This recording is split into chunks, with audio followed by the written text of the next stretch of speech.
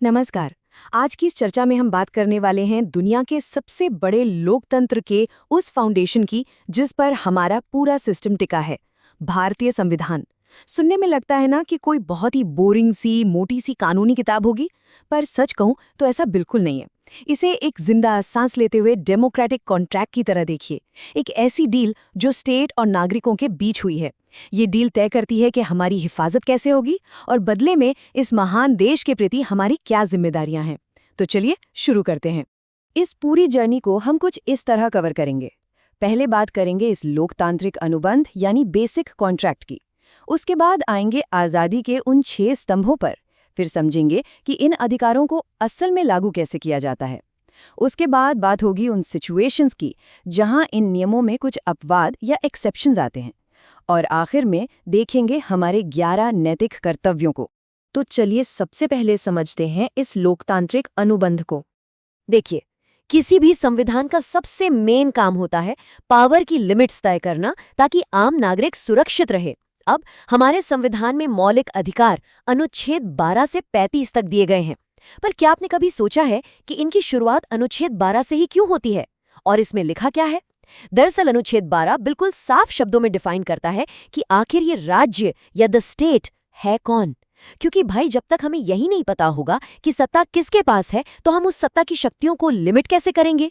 ये अधिकार हमें उसी स्टेट की मनमानी से तो बचाते हैं।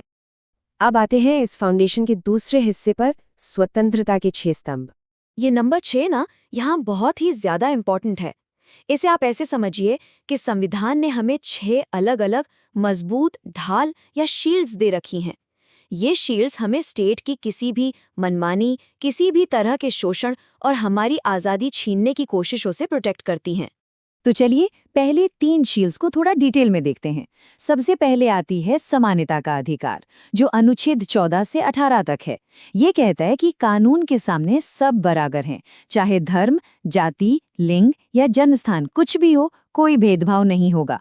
उसके बाद है स्वतंत्रता का अधिकार, अनुच्छेद 19 से 22, जो हमारी बोलने की आज़ादी और पर्सनल लिबर्टी की ढाल है। और तीसरी शील्ड है शोषण के विरुद्ध अधिकार, अनुच्छेद 23 और 24। ये ह्यूमन ट्रैफिकिंग, जबरदस्ती मजदूरी करवाने और कारखानों में बच्चों से काम करवाने जैसी चीजों पर बिल्कुल सख्त बैन लगाती है।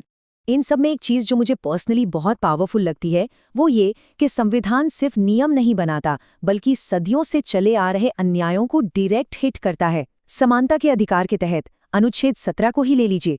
ये अस्पृश्यता या छुआछूत जैसी कुप्रथा को जड़ से खत्म करता है। उसी तरह अनुच्छेद 18 राय बहादुर या महाराजा जैसी एलिटिस्ट उपाधियों को हटा देता है। ये सब करना इसलिए जरूरी था ताकि समाज में एक सच्ची बराबरी आ सके। ये सिर्फ रूल्स नहीं है, एक तरह से बहुत बड़ी सामाजिक क्रांति है।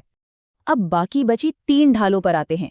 अनुच्छेद 25 से 28 हमें धर्म की आज़ादी देता है। आप जिस भी धर्म को मानना चाहें बिना किसी डर के मान सकते हैं।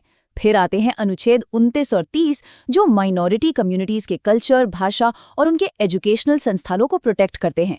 और आखिर में आता है सबसे ज़रूरी अधिकार, संवैधानिक उपचारों का अधिकार, जो अनुच्छेद 32 से 35 तक है।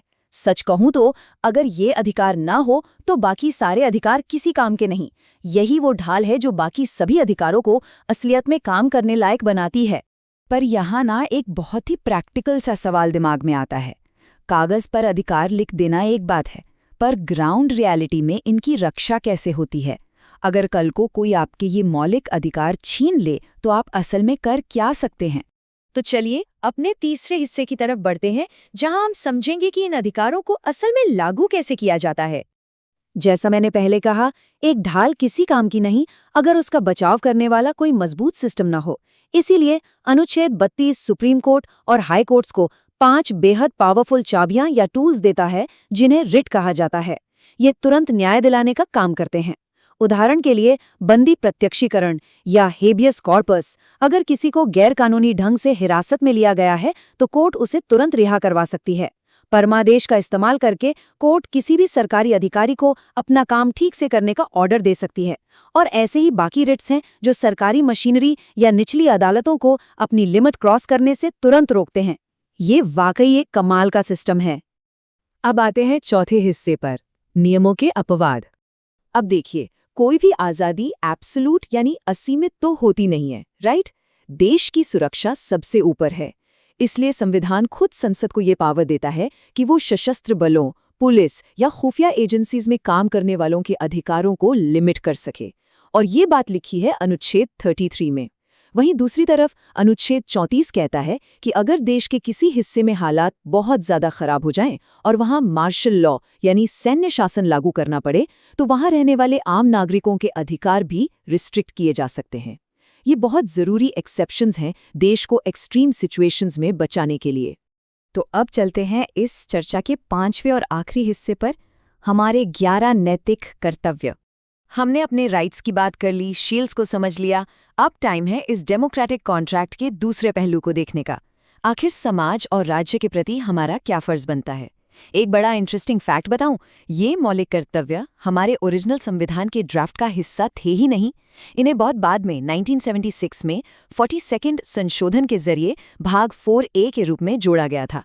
ऐसा करने का मेन मकसद था नागरिकों के अंदर देशभक्ति की भावना जगाना और ये याद दिलाना कि देश की एकता के लिए हमारी भी कुछ जिम्मेदारियां हैं। और यहाँ फिर से एक नंबर बहुत इंपॉर्टेंट हो जाता है, और वो है 11 संविधान का अनुच्छेद 51A काफी डिटेल में है, और ये हर भारतीय नागरिक के लिए पूरे 11 नैतिक कर्तव्यों की एक लिस्ट बिल्कुल साफ तौर पर तय करता है। चलिए इस लिस्ट का पहला हिस्सा देखते हैं। सबसे बेसिक फर्ज है अपने संविधान का पालन करना और हमारे राष्ट्रीय ध्वज और राष्ट्रगान की रिस्पेक्ट करना। इसके अलावा जिन आदर्शों की वजह से हमें आज़ादी मिली, उन्हें हमेशा याद रखना, भारत की संप्रभुता और अखंडता को बनाए रखना और ज़रूरत पड़ने पर देश की रक्षा के लिए हमेशा तैयार रहना। साथ ही आपस में भाईचारा बढ़ाना और सबसे ज़रूरी बात, महिलाओं के सम्मान को ठेस पहुंचाने वाली किसी भी कुप्रथा को तुरंत छोड़ देना भी हमारी ड्यूटी है। अब आते हैं बाकी के पॉइंट्स पर। इन ड्यूटीज़ की एक सबसे खास बात पता है क्या है? ये सिर्फ राष्ट्रवाद तक लिमिटेड नहीं है। ये हमसे एक्सपेक्ट करते हैं कि हम अपने पर्यावरण, जंगलों, झीलों और वन्य जीवों की रक्षा करें। ये हमें एक साइंटिफिक अप्रोच और इंसानियत डेवलप करने को कहते हैं। पब्लिक प्रॉपर्टी को नुकसान ना पहुंचाना, अपने अपने फील्ड में लगातार बेहतर करने की कोशिश करना, और हाँ, अगर आप पेरेंट या गार्डियन हैं तो अपने 6 से 14 साल के बच्चों को एजुकेशन ज़रूर दिलवाना। ये सब भी इसी कॉन्ट्रैक्ट का बहुत अहम हिस्सा है। तो इस पूरे एनालिसिस को अगर एक जगह समेटना हो तो हम इसे ऐसे देख सकते हैं। एक तरफ है हमारे मौलिक अधिकार, हमारी ढाल या शील्ड। ये अनुच्छेद 12 से 35 तक हैं और हमें स्टेट की किसी भी ज्यादती से बचाते हैं। और दूसरी तरफ है हमारे मौलिक कर्तव्य, हमारा एंकर या लंगर, जो हमें ग्राउंड से जोड़े रखता है। ये अनुच्छेद 51A के तहत आते हैं और देश के प्रति हमारी मॉरल रिस्पॉन्सिबिलिटी तय करते हैं।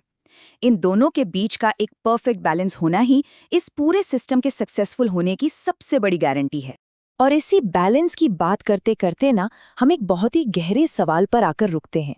सोच कर देखिए, आज की इस मॉडर्न डेमोक्रेसी में अगर नागरिक लगातार अपने मौलिक कर्तव्यों को इग्नोर करते रहें, तो क्या उनके मौलिक अधिकार लंबे वक्त तक बचे रह सकते हैं?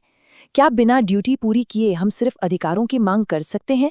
अधिकारों और कर्तव्यों के बीच का ये बैलेंस इतना नाजुक है कि इस पर लगातार विचार किया जाना बहुत ज़रूरी है।